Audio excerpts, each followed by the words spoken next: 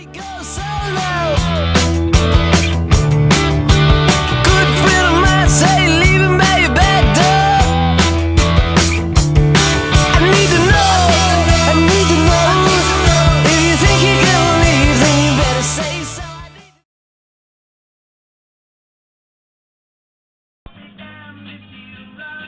hey YouTube, I'm tired of making this video. I made it about 4 times. I'm not sure what's wrong with my camera. But I really wanted to talk about, this is a reply to, shit, I can't remember his name. I'm sorry. Yeah, Yellow Coconut. It's, you know, he's talking about religion and beliefs of the Bible and everything, interpretations of it. I wanted to cover what I believe on it. Okay, so, you look at the Bible, and you can believe it or not, you can take fact from it or not. I believe, personally, in fact over fiction. Not saying the Bible's fiction, that's what I personally believe. And I sit here and I watch videos of people and they're talking about it, so I wanted to give my opinion on it.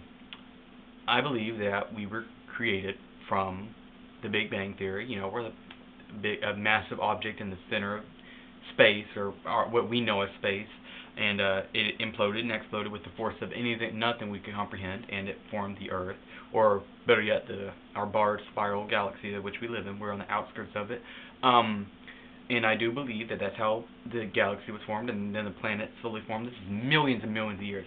And this is where I get to when people say the Earth is only so many years old. I'm saying, well, how can you say that when we have fact that things were done like this? I say because, and the easiest way to me to say this is, okay, if you look out in space with a telescope and you see far enough away, if you see Andromeda Galaxy, the one the closest that we can see, and you look at it, that automatically proves that we're at least millions of years old, because we're looking and it's so far away it takes millions of years for the light to get here, which just simply means that we're that old, because that means they can see us and we're millions of years old too to them. So there you go. To me, that's the end of the conversation.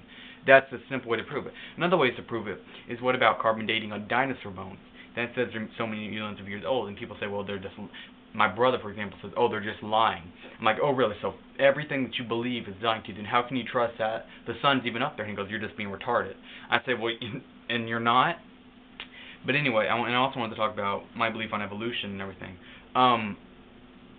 I don't really necessarily believe whether evolution happened or not, but I do know for a fact that we are on this planet, and we were supposedly formed from stardust. Whether or not God put this into motion, or a force put that into motion to form us, is another thing. And a way I can look at it is go on the first day, and the second day, the third day in the Bible, right? Well, no one knows exactly how long those days were. They could have been days, it could have been weeks, it could have been months, it could have been millions and millions of years to our time today.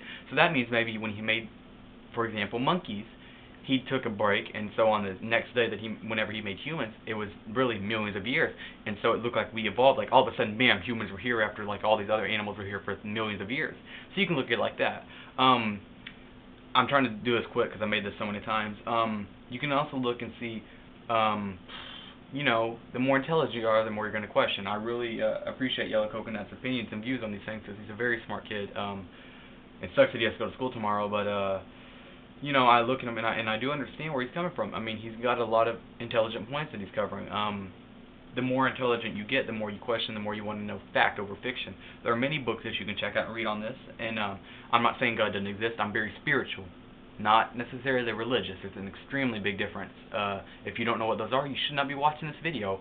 But I do want to cover these things. To me, they're very important things to cover. One quick other thing I want to talk about. I've been seeing a lot of those commercials on smoking lately. I'm sure you've seen them too, like, you know, smoking's bad.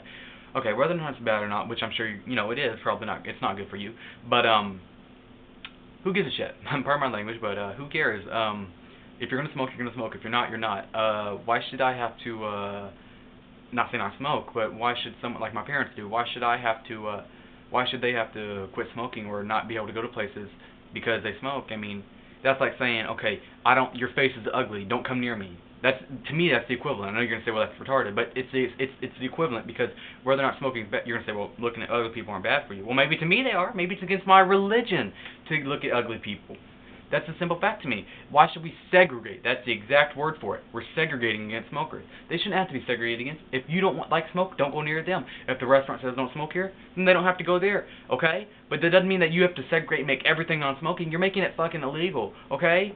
Leave people alone. If they want to smoke, they want to smoke. If it gives them a little ounce of relief in the day, because let me tell you, life is not easy.